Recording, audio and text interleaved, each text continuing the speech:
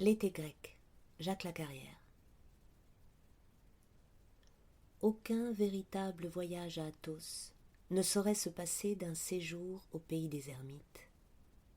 Là est le cœur mystique de la montagne, le lieu des plus extrêmes et volontaires dénûments. Ce qui auparavant était promenade, flânerie, devient ici effort, épreuve et endurance. Le paysage lui-même n'a plus le charme des autres lieux. Les rochers brûlent, les cris des insectes assourdissent, la terre dessine entre les rocs des traînées mauves et sanglantes. Les éboulis qui par endroits dévalent jusqu'à la mer évoquent des séismes latents, une montagne hargneuse. Pour accéder au paradis de leur contemplation, les anachorètes ont toujours élu des paysages infernaux, grottes obscures ou déserts torrides. C'est l'inhumanité foncière de la terre qui permet justement ici de forger un autre homme. Sur ce sol d'Athos, si accueillant par ailleurs, le pays des ermites est un lieu qui d'abord vous refuse, vous rejette, qu'il faut presque violer pour s'y inscrire et pour y demeurer. Il faut avoir le cœur bien accroché pour accéder à certains ermitages, et plus encore pour y demeurer des années sur un espace minuscule, sous la réverbération de la mer, la brûlure du soleil, les neiges de l'hiver, le métal des rochers. Il faut porter en soi le besoin de défier ce monde qui vous rejette, de se faire peu à peu accepter par lui, être un combattant de l'ascèse, ce que les anciens anachorètes des déserts orientaux appelaient justement un athlète de l'exil. Faute de quoi on ne saurait survivre ici. Car alors la folie vous guette, ou l'assidia, ce mal particulier des longues solitudes, cette faille, ce doute, cette mélancolie viscérale qui vous prennent soudain et font de vous la proie des démons qui vous guettent. Ici, me dirent les ermites, les démons sont partout, et pas seulement dans l'obscurité des grottes ou des ténèbres de la terre. Le soleil aussi les suscite. Cette ardeur qui monte des rochers, où l'on voit l'air trembler comme brassé par des milliers de créatures transparentes.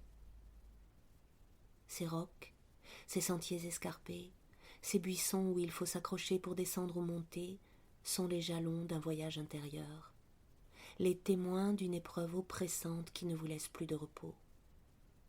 En ce monde marginal, oublié, se livrent des luttes invisibles, s'abolissent toutes les lois courantes de la vie, et on y devient selon son être intérieur et sa force de renoncement, bête ou ange, sous-homme ou surhomme, habitant de la préhistoire ou d'un monde qui est encore à naître. Quelques heures, et à plus forte raison quelques jours passés à Caroulia ou à Katunakia, au milieu des ermites, suffisent à détruire, à miner pour jamais en nous les fragiles frontières que nous traçons entre normal et anormal, entre raison et déraison. À mon dernier passage en 1953, une vingtaine d'anachorètes tout au plus vivaient encore dans les nids d'aigles accrochés aux falaises.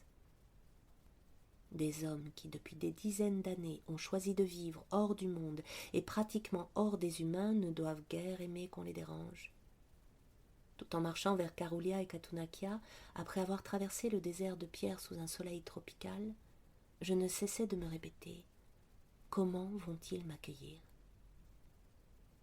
À la nuit tombante, j'arrivai enfin à la skite d'Agios Vassilios.